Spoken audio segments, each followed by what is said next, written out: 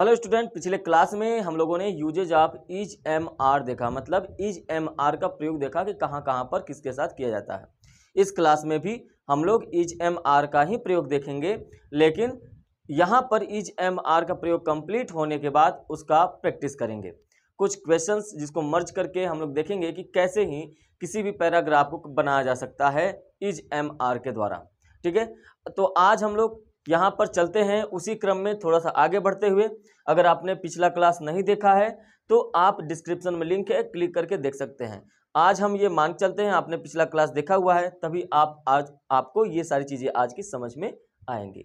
ठीक है, चलिए सबसे पहले यहाँ पे समझते हैं कि जब भी किसी भी वाक्य के अंत में क्या रहे, होता है, रहता है, लगता है। जब भी किसी भी वाक्य के अंत में होता है, जैसे चीनी मीठी होता है या होती है, रहता है, चीनी मीठी रहती है, चीनी मीठी लगती है। तो जब भी किसी भी सेंटेंस में होता है, रहता है, लगता है ऐसा आता है तो आपको यूज क्या करना है, इज, एम और आर का प्रयोग करना है। ठीक है, और यहाँ पर इस भी ध्यान रखना है कि आप थोड़ा सा टेंस पढ़े होंगे तो आपको लगेगा कि इसके अंत में ता है, ती है, ते है, आ रहा है, तो क्यों ना हम लोग यहाँ पे प्रेजेंट इंडेफिनिट टेंस का प्रयोग कर दें। तो ऐसा बिल्कुल भी नहीं है। इंडेफिनिट टेंस एक्शन वर्ब को शो करता है, जहाँ पर कोई सब्जेक्ट कोई एक्शन कर रहा होता है।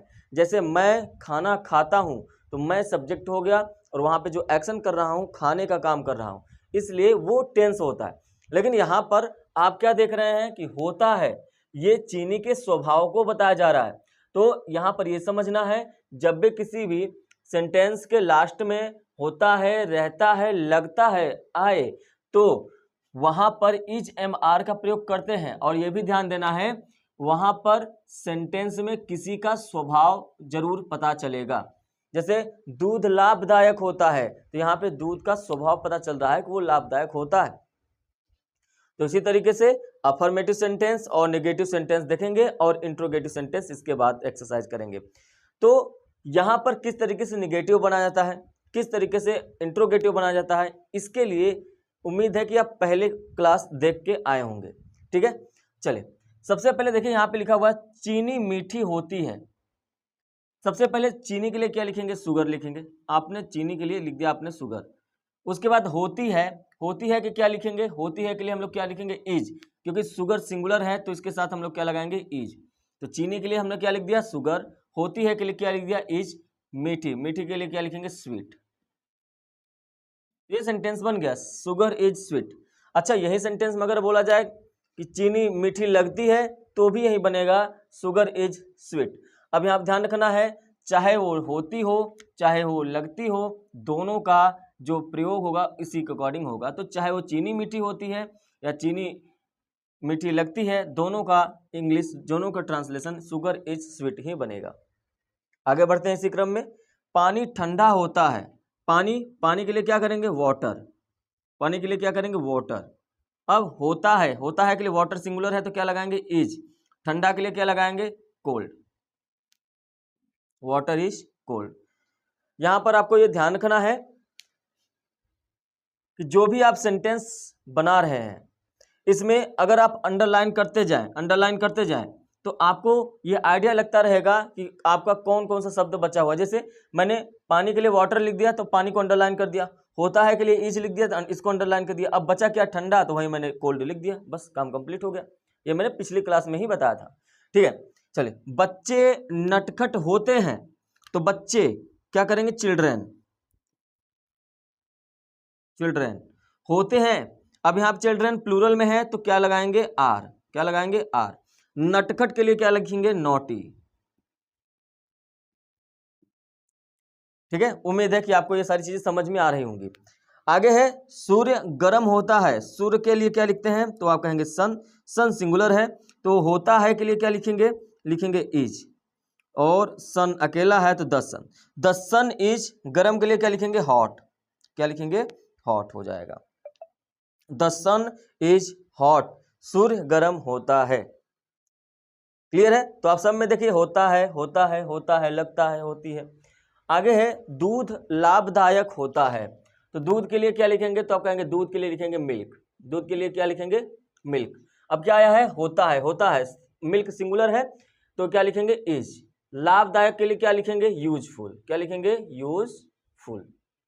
नेक्स्ट है गरीब ईमानदार होते हैं। गरीब मतलब क्या, गरीब लोग, द पुअर। यहाँ पे आप सिर्फ और सिर्फ पुअर नहीं लिख सकते हैं, पुअर के साथ आपको द लिखना पड़ेगा जिससे एक नाउन बन जाए, सब्जेक्ट बन जाए। अच्छा, गरीब के लिए आपने क्या लिखा, द पुअर। होते हैं क्या लिखेंगे, आर लिखेंगे, अब ये प्लूरल हो जाएगा, द पुअर आर। ईमानदार के लिए क्या लिखेंगे, ऑनेस्ट, ये हो गया, ऑनेस्ट हो गया। क्लियर है। आगे देखिए, सोना काला नहीं होता है। अब नेगेटिव सेंटेंस आ गया। मैंने कल ही बताया था कि जब नहीं है, नहीं होता है, ऐसा आ जाए, नहीं होता है, नहीं लगता है, नहीं रहता है, तो आपको इज नॉट या एम नॉट या तो आर नॉट का यूज करना है। ठीक है, तो यहाँ पे सोना काला नहीं होता है, पहले लिखेंगे सोना मतलब गोल्ड, तो आपने क्या लिखा, गोल्ड। उसके बाद है होता है, होता है के लिए आप क्या लिखेंगे, इज, क्योंकि जितने भी मटेरियल नाउन होते हैं उनके साथ वर्ब सिंगुलर लगता है, इसलिए हमने इज लगाया। अब क्या है, नहीं, नहीं के लिए हम लोग क्या लगाएंगे, नॉट। देखिए इज नॉट हो गया, नहीं होता है। तो काला है, काला के लिए आप क्या लिख देंगे, ब्लैक। बस सेंटेंस कंप्लीट हो गया। गोल्ड इज नॉट ब्लैक, सोना काला नहीं होता है, सोना काला नहीं लगता है, सोना काला नहीं रहता है, ये सबका बनेगा गोल्ड इज नॉट ब्लैक। माँ क्रूर नहीं होती है, माँ तो ममतावान होती है, क्रूर नहीं होती है, तो माँ के लिए क्या लिखेंगे, मदर, क्या लिखेंगे, मदर, मदर। उसके बाद होती है के लिए क्या लिखेंगे, माँ के लिए आपने मदर लिखा, होती है के लिए क्या लिखेंगे, इज। नहीं आया है क्या लिखेंगे, नॉट। अब क्या है, क्रूर, क्रूर के लिए क्या लिखेंगे, cruel, CRUEL, cruel. Mother is not cruel. आगे है बर्फ गर्म नहीं होता है, तो बर्फ के लिए क्या लिखेंगे, तो आप बर्फ के लिए लिखेंगे आइस। होता है के लिए क्या लिखेंगे, इज। बर्फ के लिए आपने क्या लिखा, आइस। होता है के लिए क्या लिखा आपने, इज। नहीं के लिए क्या लिखेंगे, नॉट। और गर्म के लिए क्या लिखेंगे, hot. Ice is not hot. देखिए इंट्रोगेटिव सेंटेंस, इंट्रोगेटिव यानी जिसमें प्रश्न पूछे जाए। जैसे यहां पर देखिए, क्या दूध लाभदायक होता है, तो मैंने आपको बताया है कि जब भी इंट्रोगेटिव सेंटेंस रहता है तो उसमें हम लोगों को इज एम आर को पहले लगाना होता है। बस यही आपको ध्यान में रखना है, आपको कुछ भी ध्यान में नहीं रखना है कि WH वर्ड या कुछ। इंट्रोगेटिव सेंटेंस आए, हमेशा याद रखिए कि जो वर्ब होता है उसको हमको सब्जेक्ट के पहले रखना होता है, मतलब इज एम आर को सबसे पहले रखना होता है। तो हम देखिए, क्या दूध लाभदायक होता है, तो दूध के लिए हम लोग क्या लिखेंगे, तो आप कहेंगे मिल्क लिखेंगे, क्या लिखेंगे, मिल्क। अच्छा, इस मिल्क के लिए क्या आता है, होता है। होता है के लिए आप मिल्क के लिए इज का यूज करेंगे, लेकिन मिल्क के पहले यूज करना है, तो आप क्या लिखेंगे, इज। तो क्या हो जाएगा, दूध आपने लिख दिया, मिल्क। होता है के लिए आपने लिख दिया इज, है ना। अब यही जो क्या बचा है, इस क्या के लिए हम लोगों ने इज को पहले किया है। लाभदायक बच गया, तो लाभदायक के लिए क्या लिखेंगे, यूजफुल। बस आपका सेंटेंस कंप्लीट हो गया। इज मिल्क यूजफुल, क्या दूध लाभदायक होता है, तो यहां पर इससे बनेगा। दूसरा, क्या सांप डरावना नहीं होता, इसमें अच्छा नहीं भी आ गया है तो कोई बात नहीं है। तो सांप के लिए पहले क्या लिखेंगे, द स्नैक, क्या लिखेंगे, द स्नैक, द स्नैक। अच्छा, सिंगुलर है तो होता है के लिए क्या आएगा, तो कहेंगे इज आएगा, तो हमने इज को पहले रख दिया, इसमें ये क्या भी कंप्लीट हो गया। सांप के लिए आपने द स्नैक लिखा, होता है के लिए आपने इज लिखा, लेकिन इज को सब्जेक्ट के पहले लिखा, इसलिए इंट्रोगेटिव कंप्लीट हो गया। बचा क्या, नॉट, तो आप लिखेंगे नॉट। डरावना के लिए क्या लिखेंगे, फियरफुल, क्या हो जाएगा, fearful. Is the snake not fearful, ये आपका कंप्लीट हो गया। माँ क्यों दयालु होती है, तो सबसे पहले आप लिखिए माँ मतलब मदर, MOTHER, मदर, माँ हो गया। लगती है, लगती है के लिए इज एम आर आएगा, तो ये तो देखिए इंट्रोगेटिव सेंटेंस है, क्यों आया है, तो इंट्रोगेटिव सेंटेंस में इज को हमको पहले लगाना है, तो इज मदर। बचा क्या, दयालु, दयालु के लिए अब क्या लगाते हैं, तो कहेंगे काइंड, क्या लगाएंगे, काइंड। इंट्रोगेटिव सेंटेंस में है तो इंट्रोगेटिव मार्क।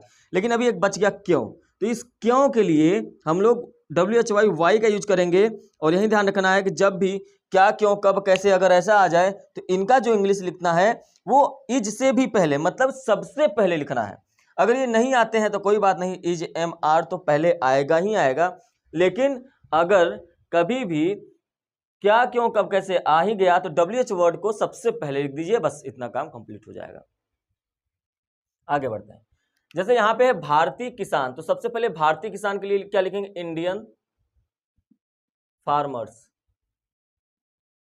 इंडियन फार्मर्स रहते हैं के लिए आपको क्या लिखना पड़ेगा? आर। लेकिन देखिए क्यों है, इंट्रोगेटिव मार्क भी लगा हुआ है, मतलब आर को आपको पहले लिखना पड़ेगा, आपने लिखा आर, ठीक है। अच्छा यहाँ पे क्या है, नहीं है तो क्या लिखेंगे? नॉट। अब क्या बचा है? वाई, मतलब क्यों को वाई आप लिख रहे हैं, इसके लिए हम लोग इसको सबसे पहले लिखेंगे, ठीक है। Why are Indian farmers not, क्या बचा है? धनी, तो आप लिख दीजिएंगे रिच, इंट्रोगेटिव मार्क लगा दीजिए। तो इंग्लिश में इस तरीके से चेंज होगा, why are Indian farmers not rich, भारतीय किसान धनी क्यों नहीं रहते हैं, या भारतीय किसान धनी क्यों नहीं लगते हैं, भारतीय किसान धनी क्यों नहीं होते हैं, तीनों का इंग्लिश होगा why are Indian farmers not rich. क्या साधु दयालु होते हैं? तो सबसे पहले देखिए क्या आया है, कोई बात नहीं, साधु के लिए क्या लिखेंगे? सेंट्स लिखेंगे, ठीक है। सेंट्स होते हैं के लिए प्लूरल में है तो आप क्या लिखेंगे? आर। बचा क्या है? दया। अब ये आर आपको पहले लिखना पड़ेगा क्योंकि यहाँ पे क्या आया है? क्या, तो आर आप सबसे स्टार्ट में लिखेंगे, आर सेंट्स। बचा क्या है? दयालु, तो लिखेंगे काइंड, इंट्रोगेटिव मार्क लगा दीजिए। ये हो गया आर सेंट्स काइंड। क्या साधु दयालु होते हैं, क्या साधु दयालु लगते हैं, क्या साधु दयालु रहते हैं। तो इस तरीके से हमने इज एम आर का यूज कंप्लीट कर लिया। अब करते हैं कुछ एक्सरसाइज जो बेस्ड रहेगा इज एम आर पर। चलिए देखिए, यहाँ पर मैंने कुछ ट्रांसलेशन लिखा हुआ है हिंदी में, जिसे हम लोगों को इंग्लिश में ट्रांसलेट करना है। पूरा का पूरा काम इज एम आर का ही लगेगा। अभी पिछले क्लास में यदि आपने usages of is am are देखा होगा तो आपको लग रहा है सर ये क्या पढ़ा रहे हैं, इज एम आर का प्रयोग कौन नहीं जानता है। तो देखिए यहाँ पर उसका रिजल्ट है, अगर आपने अच्छे से पढ़ा है तो ऐसे ही आप प्रैक्टिस करेंगे तो आपका काम बन जाएगा। इसलिए मैंने कहा कि मैं जीरो से स्टार्ट कर रहा हूं और एक पीक लेवल तक लेके जाऊंगा, तो इसलिए मैंने जीरो से स्टार्ट किया है, बिगनर्स के लिए है। अगर आपको नहीं आता है कुछ भी तो आप यहां से स्टार्ट करिए, एक दिन आएगा ऐसा कि आपको लगेगा कि मुझे ट्रांसलेशन आता है, ये आप कॉन्फिडेंटली कह सकते हैं, ठीक है। चलिए इसको स्टार्ट करते हैं और समझते हैं कि कैसे ट्रांसलेशन हमको यूज करना है, कब इंट्रोगेटिव मार्क, कहाँ कॉमा लगाना है, कहाँ यस नो कैसे क्या करना है, कहाँ पे कंजंक्शन का यूज करना है। ऐसे ही प्रैक्टिस करते करते सारी चीजें आपको आएंगी, ठीक है। चलिए सबसे पहले लिखा हुआ है कि राम और श्याम अच्छे दोस्त हैं, सॉरी राम और श्याम दोस्त हैं, बस इतना ही। आपको पूरा नहीं देखना है कि पूरा पढ़ डालिए क्या लिखा हुआ है, हम पूरा ट्रांसलेशन एक साथ बना देंगे, नहीं, आपको बस एक एक लाइन पढ़ना है। लिखा हुआ राम और श्याम दोस्त हैं, तो कोई बात नहीं है, लास्ट में क्या आया है मतलब इज एम आर। तो सबसे पहले राम लिखा हुआ है, आप लिखेंगे राम, और के लिए लिखते हैं एंड, श्याम के लिए आप लिखेंगे श्याम, राम और श्याम, राम एंड श्याम। अच्छा दो लोग हो गए तो हम लोग है के लिए किसका यूज करेंगे? आर। है के लिए किसका यूज करेंगे? आर। बचा क्या? दोस्त, दोस्त के लिए हम लोग क्या लिखेंगे? फ्रेंड। ध्यान रखेंगे कि यहाँ पे दो लोग हैं, तो दो लोग हो गए तो ये फ्रेंड नहीं, क्या हो जाएगा? फ्रेंड्स। खड़ी पाई है तो इसके लिए हम लोग लगाएंगे फुल स्टॉप। तो राम और श्याम दोस्त हैं, Ram and Shyam are friends, बन गया, क्लियर है। आगे बढ़ते हैं, अंडरलाइन देके आप यूज करेंगे तो आपको जल्दी से सटीक पता चल जाएगा कौन कौन सा जो वर्ड्स है जिसका इंग्लिश हमने लिख दिया है। जैसे यहाँ पर राम और श्याम सबसे पहले लिखा गया, तो राम और श्याम को आपने अंडरलाइन कर दिया, फिर आपने है के लिए आर लिखा, फिर दोस्त के लिए दोस्त लिख दिया, उसमें कुछ नहीं बचा, मतलब आपका सेंटेंस कंप्लीट हो गया है। उसी तरीके से यहाँ पर भी लिखा हुआ है राम उदास है, पहले इतना ही बनाइए, आगे मत बढ़िए। यहाँ पे क्या लिखा है? राम उदास है, तो राम के लिए आप क्या लिखेंगे? राम। है के लिए क्या लिखेंगे? इज। और उदास के लिए क्या लिखेंगे? सैड। तो अब देखिए इसमें कुछ बचा नहीं। अब यहाँ पे लिखा हुआ है कॉमा, तो आप लगा दीजिए कॉमा। जिस तरीके से हिंदी में कॉमा लगाया गया है आप वैसे ही इंग्लिश में भी कॉमा लगाएंगे, फुल स्टॉप लगाएंगे, इन्वर्टेड कॉमा लगाएंगे, जो भी जैसे लगा हुआ है। तो यहाँ पे कॉमा लगा था इसलिए हमने कॉमा लगा दिया। अब यहाँ पे क्या बच्चा लिखा हुआ है? परंतु। परंतु ये कंजंक्शन है, कंजंक्शन आया है, तो परंतु का मतलब क्या होता है? तो आप कहेंगे बट, तो आपने लिख दिया पर। लिखा हुआ श्याम प्रसन्न, अब यहाँ पे भले नहीं लिखा हुआ है श्याम प्रसन्न है, लेकिन आपको अपने से समझना है, तो आप यहाँ पे लिखेंगे श्याम इज हैप्पी। यहां पर अगर मैं लिख दूं कि श्याम प्रसन्न है तो भी क्या दिक्कत है? कोई नहीं, राम उदास है परंतु श्याम प्रसन्न है, लेकिन बोलने का तरीका तो ऐसे है ना कि राम उदास है परंतु श्याम प्रसन्न, तो इसका मतलब क्या है? दोनों की बात की पता चल रहा है, तो इसलिए आप यहाँ पे है लिखे या नहीं, लेकिन इंग्लिश बनाते समय आपका इसका वर्ब लगाना पड़ेगा। तो श्याम इज हैप्पी, देखिए एक लाइन का सेंटेंस बन गया। देखने में आपको बड़ा लगेगा, इसी तरीके से इसको मैं अगर पैराग्राफ बना दूं तो बड़ा सेंटेंस हो जाएगा, लेकिन आपको छोटे छोटे भागों में तोड़कर बनाना है। जैसे चलिए अब यहाँ पर देखिए सबसे पहले लिखा हुआ है श्याम, तो श्याम क्या कहता है वैसे ही आप डिट्टो कॉपी करिए, कॉलन लगा दीजिए। अब यहाँ देखिए श्याम, पहले हमको बनाना है तुम क्यों उदास हो, तो सबसे पहले तुम लिखा हुआ है तो आप लिखिए यू, क्या लिखेंगे यू, लेकिन हो के लिए क्या लगाएंगे तो आप कहेंगे आर। इंट्रोगेटिव सेंटेंस है, इंट्रोगेटिव सेंटेंस में हमको हो के लिए आपको आर को यू के पहले लगाना पड़ेगा, है ना। तो तुम के लिए हमने क्या लगा दिया यू, हो के लिए क्या लगा दिया आर, और इंट्रोगेटिव सेंटेंस है इसलिए हम लोग यू के पहले लगा दिए। बचा क्या सैड, तो आप लिख दीजिए उदास का सैड हो जाएगा। अब यहाँ पे क्या है क्यों, जब WH वर्ड आता है तो सबसे पहले लगाना होता है, इसलिए हमने WH वर्ड को सबसे पहले लगा दिया। Why are you sad, inverted comma sorry interrogative mark लगा है तो आप भी इंट्रोगेटिव मार्क लगाइए। देखिए एक लाइन आपने कंप्लीट किया। आगे है तुम प्रसन्न क्यों नहीं हो, तो सबसे पहले तुम का क्या लिखेंगे यू, हो के लिए क्या लिखेंगे आर, नहीं के लिए क्या लिखेंगे नॉट। अच्छा क्यों आया है तो WH वर्ड आ गया तो सबसे पहले लिखना है तो हम सबसे पहले लिखेंगे। अब क्या बचा है प्रसन्न, प्रसन्न के लिए क्या लिखते हैं हैप्पी, लिख दीजिए हैप्पी, इंट्रोगेटिव मार्क लगा है आपने लगा दिया, देखिए बन गया। श्याम बोलता है why are you sad, why are you not happy, तुम क्यों उदास हो, तुम खुश क्यों नहीं हो। देख रहे हैं ऐसे वर्ड्स के ऐसे ट्रांसलेशन आप बना सकते हैं चुटकियों में। आगे बढ़ते हैं, तो राम रिप्लाई देता है तो सबसे पहले यहाँ पे लिखिए राम क्या कहता है मैं उदास हूं, आगे नहीं बढ़ना है, पहले इतना बनाइए मैं मतलब आई, हूं मतलब आई के साथ एम, और सैड का मतलब क्या हो जाएगा उदास। मैं उदास हूं आई एम सैड, यहाँ पे कॉमा नहीं लगा है, फुल स्टॉप नहीं लगा है, मतलब आपको कॉमा और फुल स्टॉप नहीं लगाना है, सीधे है क्योंकि मतलब बिकॉज, बिकॉज मेरा भाई बीमार है, बस आपको इतना बनाना है। इधर छोड़ दीजिए क्या है, इधर का तो बन गया ना, अंडरलाइन में करते चल रहा हूं जिससे आपको पता चलता रहेगा कौन कौन से वर्ड का बन गया।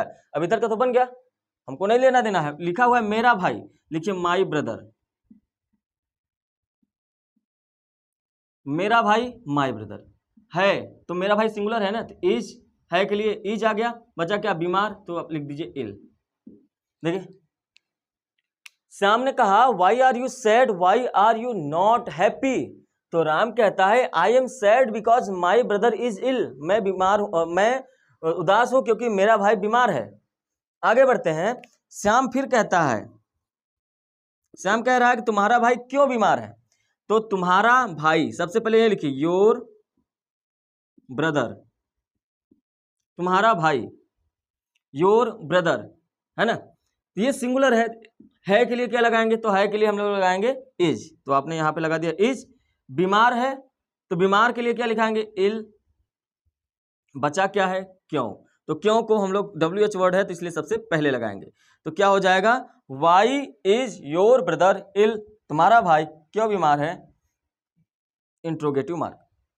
क्या वो हमेशा बीमार रहता है, तो आप देखिए रहता है, जब भी लगता है, रहता है, होता है, आता है, तो भी तो हमको EJMR का ही प्रयोग करना है।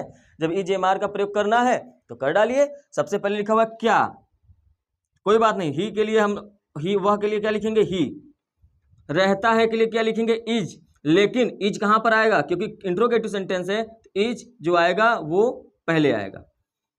बीमार तो क्या लिखेंगे इल। अब देखिए बीमार नहीं है, एक ही साथ में हमेशा बीमार है, तो इज ही ऑलवेज, हमेशा के लिए क्या लिखेंगे ऑलवेज इल।